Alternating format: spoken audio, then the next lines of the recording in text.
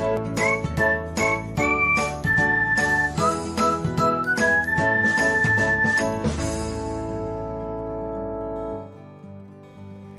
everyone, welcome back to another episode of Technologyglance. In this video, I'm going to guide you through how you can direct the messages from your followers to DMs on Pinterest. So, let's get started. Watch till the end and don't forget to subscribe to Technologyglance by hitting the subscribe button and press the bell icon so that you'll never miss another update.